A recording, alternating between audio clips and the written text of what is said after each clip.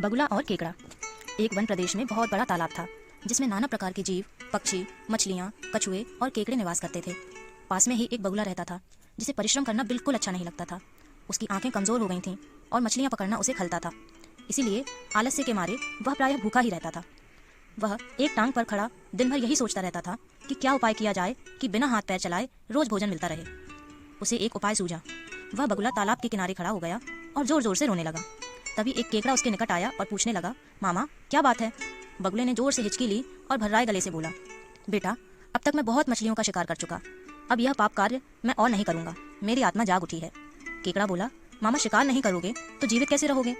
बगुले ने फिर बनावटी हिचकी ली और बोला, बेटा किसी को मार के जीना भी क्या जीना, वैसे भी हम सब जल्दी ही मरने वाले हैं। मुझे ज्ञात हुआ है कि शीघ्र ही यहाँ 12 वर्षों के लिए सूखा पड़ने वाला है। ये बात मुझे एक त्रिकालदर्शी महात्मा ने बताई है जिनकी भविष्यवाणी कभी गलत नहीं होती।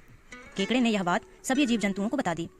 अब तालाब के सारे जीव, मछलियाँ, कछुए, केकड़े, बतख, सारस आदि दौड़े दौड़े बगुले के पास आए और बोले, भगत मामा अब तुम ही कोई बचाव का रास्ता निकालो, हम सब में तुम सबसे अनुभवी और महाज्ञानी हो। बगुला कुछ देर सोचने के बाद बोला, यहाँ से कुछ कोस दूर एक जलाशय है जिसमें पहाड़ी झरने से लगातार पानी गिरता रहता है। वहाँ जाकर सूखे के प्रकोप से बचा जा सकता है। मैं खुद तुम सबको एक एक करके वहाँ पहुँचाऊंगा। यह सुनकर सभी जीवों ने नारे लगाना शुरू कर दिया, बगुला भगत जी की जय, बगुला भगत जी की जय। अब तो बगुले के मजे हो गए। वह रोज एक जीव को अपनी पीठ पर बैठाकर ले जाता, दूर चट्टान के पास पटक कर मारता और खा जाता। ऐसा करते करते तालाब में जीवों की संख्या कम होती गई और दिनों दिन भगत जी की सेहत बनने लगी। मुख पर लाली आ गई। भगत जी को देखकर दूसरे जीव कहते, देखो भगत जी को दूसरों की सेवा का फल शरीर में लग रहा है।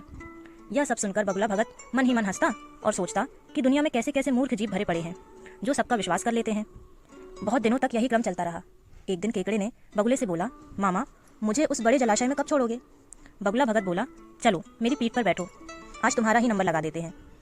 जब केकड़ा बगुले के साथ चट्टान के पास पहुंचा तो वहाँ हड्डियों का पहाड़ देखकर पूछने लगा कि भगत मामा जी जलाशय कितनी दूर है और यह हड्डियों का ढेर कैसा?